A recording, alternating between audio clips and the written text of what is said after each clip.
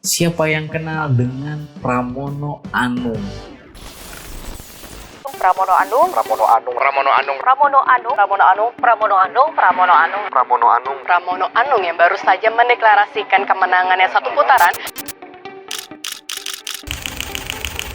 Dulu saya termasuk orang yang skeptis ketika Pramono Anung dicalonkan oleh PDI Perjuangan untuk maju Pilgub Jakarta. Dan dulu saya mengira yang bisa melawan RK itu antara Ahok dan Anies. Karena RK terlalu overpower untuk seorang Pramono Anung. Tapi saya Ipan Hidayatullah sebagai politik entusias meralat itu semua. PDI Perjuangan sudah berada di langkah yang tepat mengusung Pramono Anung sang politikus umum untuk maju Pilgub Jakarta.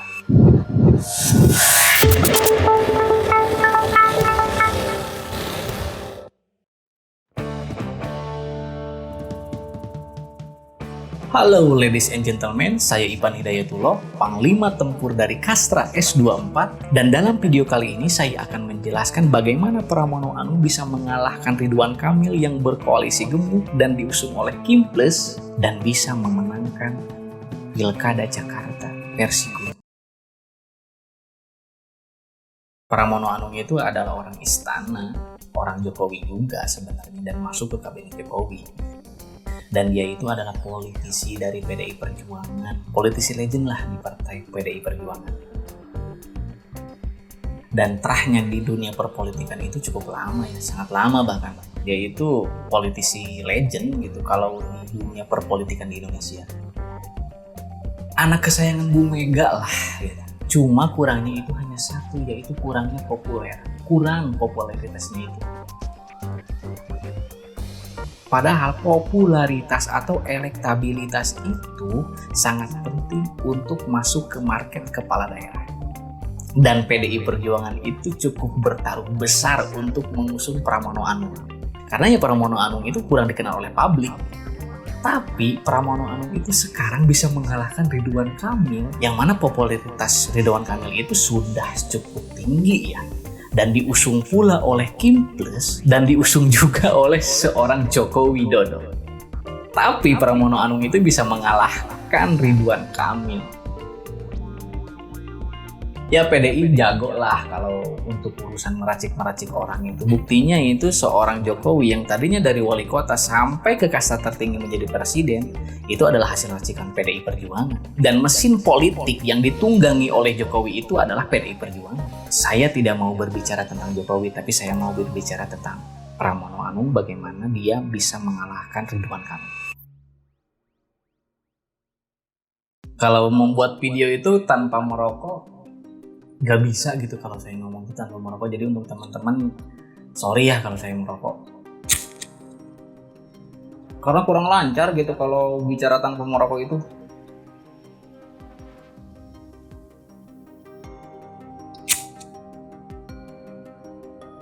Enak gitu kalau merokok itu bicara bisa lancar, bisa enjoy ya. Tapi kita balik lagi ke kamera, langsung saja kita bahas tentang Pramono Anung. Begini cuy, ketika kita melamar pekerjaan, kita itu akan dicek background kita itu seperti apa. Itu untuk sekelas karyawan, apalagi ini untuk sekelas gubernur Jakarta. Jakarta itu adalah barometer politik di Indonesia.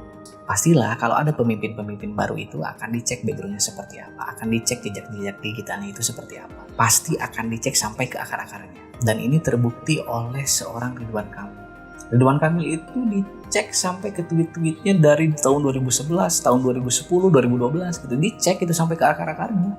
Netizen-netizen kita itu menemukan tweet-tweet Ridwan Kamil yang mengolok-ngolok warga Jakarta, yang merendahkan warga Jakarta, yang ngatain warga Jakarta itu songo.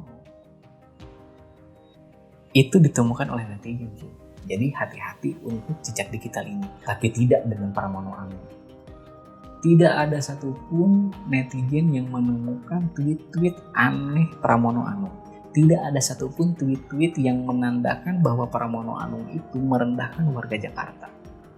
Ini udah kedudukan 1-0 antara Ridwan Kamil dengan Pramono Anung. Ditambah lagi Pramono Anung itu adalah pendukung Persija sejati. Beliau sering mengatakan di berbagai media bahwa beliau itu adalah pendukung Persija. Dan beliau berani menantang netizen-netizen untuk menemukan rekam jejak digitalnya itu bahwa dia itu adalah seorang Persija Jakarta. Berbeda dengan Ridwan Kamil kan. Ridwan Kamil itu jejak digitalnya menandakan bahwa dia itu adalah bobotoh sejati. Meskipun dia memakai atribut Persija, meskipun dia memakai atribut The Jackmania, meskipun dia berselebrasi ketika Persija mencetak gol, itu tidak mengundang simpatisan para The Jackmania itu. Tapi kalau Pramono Anung yang jelas-jelas udah The Jackmania sejati, Persija sejati, yaitu udah mengundang simpatisan para The Jackmania ini. Mungkin ini debatable ya, karena kan bola itu tidak boleh dipolitisasi. Tapi kita tidak boleh menutup mata dan tidak boleh denial lah bahwa ceruk suara Jackmania itu sangat penting untuk salah satu paslon tersebut. Dan jika para The Jackmania ini mendukung salah satu paslon, paslon tersebutlah yang diuntungkan. Maka dari itu, suara The Jackmania itu sangat penting untuk para politikus-politikus ini. Jangan dulu ngomongin ide lah, jangan dulu ngomongin gagasan lah, jangan dulu ngomongin program lah. Kalau untuk rekam jejak pun itu udah kalah. Dan dalam kasus ini Pramono Anung yang diuntungkan. Dan Pramono Anung tidak mempunyai rekam jejak yang membuat huru hara para netizen-netizen Jakarta. Janji-janji imajinasi Ridwan Kamil itu mendongkrak elektabilitas Pramono Anung. Bagaimana tidak mendongkrak? Janji-janji imajinasi Ridwan Kamil itu tidak menjawab persoalan kota Jakarta. Janji-janji imajinasi seperti mobil curhat, membangun proyek Disneyland di Kepulauan Seribu, membuat gym di setiap halte, memberikan kopi gratis ke Genji, itu tidak menjawab persoalan kota Jakarta. Dan para warga Jakarta ini cukup cerdas ya kalau saya bilang itu. Karena janji-janji imajinasi yang seperti ini tuh gak akan termakan oleh warga Jakarta. Warga Jakarta itu butuh sosok pemimpin yang bisa mengatasi banjir, bisa mengatasi kemacetan, bukan malahnya dikasih mobil curhat. Dan ini membuat hal-hal skeptis gitu ke seorang Ridwan Kamil. Dan mendongkrak elektabilitas seorang Pramono Anung, sang politikus ulu. Ditambah lagi blundernya Suswono yang ngeluarin statement bahwa janda kaya itu harus menikahi pengangguran. Itu membuat huru hara media sosial loh, terutama di Twitter atau di X ya. Tak lama kan Pak Suswono ini mengklarifikasi dan minta maaf bahwa statement dia itu salah dan tidak bermaksud untuk merendahkan janda. Tapi saya nggak tahu nih kenapa Pak Suswono itu mengeluarkan statement yang begitu kontroversial. Dan lucunya adalah Ridwan Kamil juga mengikuti nih. Ngomongin tentang janda si ini harus dikawin sama si ini, janda ini akan disantuni sama si A, janda ini akan diayomi sama si A. Itu diulang lagi sama Ridwan Kamil di akhir-akhir masa kampanye lagi. Janda-janda akan disantuni oleh Pak Habibur Rahman. Akan diurus lahir batin oleh Bang Ali Lubis. Dan kalau cocok akan dinikahi oleh Bang Rian. Ya banyak juga kan netizen-netizen ini yang berkomentar bahwa itu merendahkan seorang perempuan dan merendahkan seorang janda. Dan saya juga sempat melihat ya bahwa Anies juga mengomentari gitu. Itu termasuk merendahkan seorang perempuan. Nggak pantas buat candaan. Kan nggak boleh. Kita aja dengarnya itu malu, marah, sedih gitu. Loh, orang tua kita itu loh. Ibu tunggal, saya nggak mau istilah janda ya. Ibu saya, orang tua. Dan ibunya Pak Ridwan Kamil itu ibu tunggal. Dan banyak dari kita ibu tunggal. Jadi cara pandangnya itu salah. Dan yang ditambah lagi Ridwan Kamil itu cringe-nya itu mau masuk ke candaan-candaan Jaksel tapi nggak masuk gitu. Berbeda dengan Pramono Anung yang branding di TikToknya itu udah kuat, udah pas gitu estetik tapi bervalue bagaimana mengkomunikasikan program-program dia itu agar diterima oleh generasi-generasi masa kini. Gimana suasana kerja dan hidup di Jaksel? so far so good sih, environment-nya oke gitu. Ya sometimes memang burnout, overwhelmed, suka ada panic attack pagi-pagi gitu. Tapi maksudnya masih bisa dihandle lah gitu. Kalian tahu nggak, pohon ini banyak sekali manfaatnya. Tapi untuk polusi Jakarta nggak cukup pohon ini. Mobil curhat.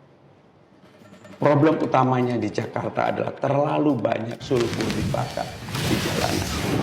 Solusinya adalah harus lebih banyak warga Jakarta dan sekitarnya yang menggunakan transportasi umum. Tidak lagi membawa mobil pribadi. Kalau ganjil genap gimana Om? Dan dari awal pendaftaran sampai saat ini pemenangan, Mas Pram dan Bang Dul ini tidak pernah mengeluarkan statement yang kontroversial, tidak pernah mengeluarkan candaan-candaan yang kontroversial dan diterima oleh semua kalangan. Makanya dari hari ke hari, dari minggu ke minggu, dari bulan ke bulan itu elektabilitas Pramono Anung itu cukup drastis ya naik dan bisa mengalahkan Ridwan Kamil. Jangan lupa cuy, Ridwan Kamil itu adalah lawan terkuat bagi Pramono Anung. 12 partai dan diusung oleh Kim Plus.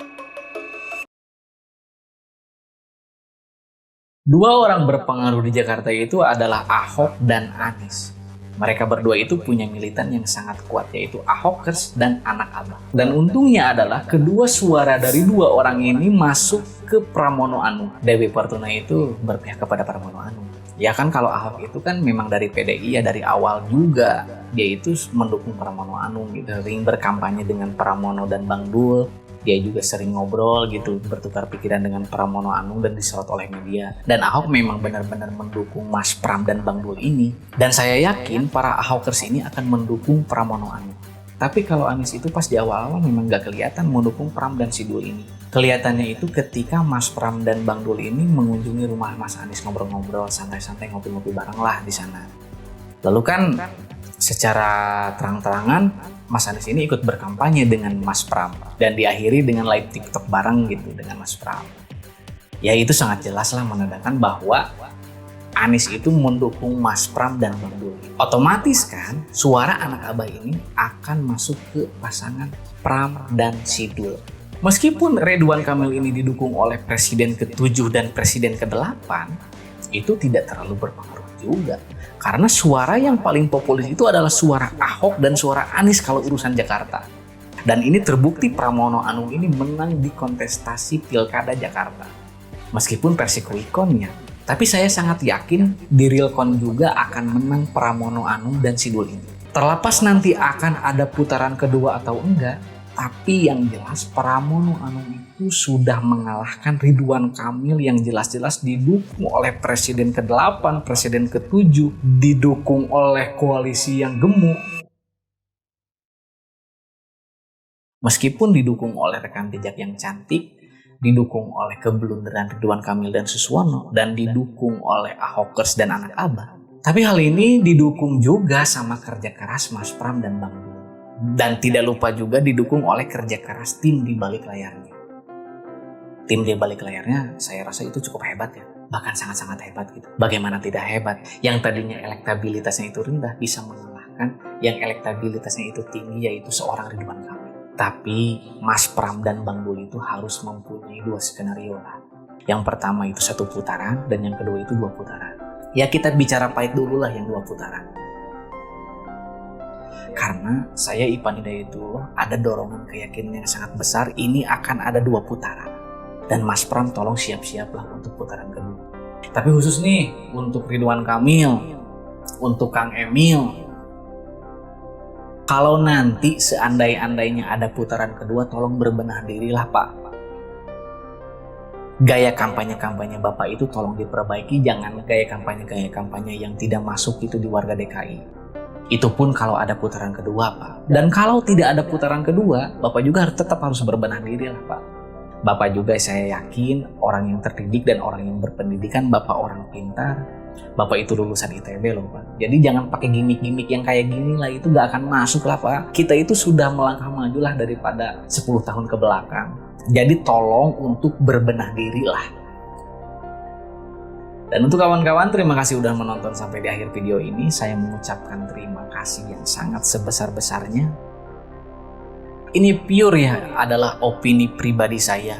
Dan saya juga bisa salah, jadi tolong koreksi di kolom komentar di bawah ini. Kalaupun kawan-kawan punya pemikiran yang berbeda atau mau menambahkan, silahkan, saya dengan senang hati berkomentar di bawah ini. Dan sampai jumpa di next video. Kali ini kayaknya ini akan ini ya, apa namanya?